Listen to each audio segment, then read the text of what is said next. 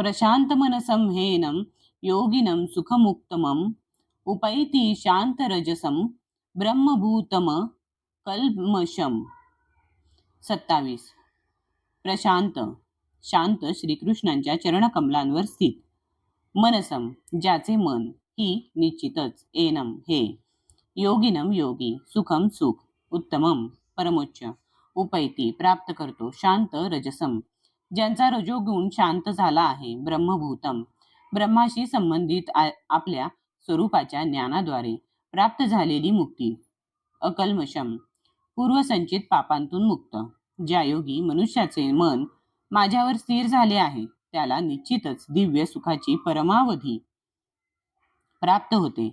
तो रजोगुणाच्या पलीकडे असतो, त्याला ब्रह्माशी असलेल्या गुणात्मक स्वरूपाचा साक्षात्कार होतो आणि याप्रमाणे तो आपल्या पूर्व कर्मफलांपासून मुक्त होतो.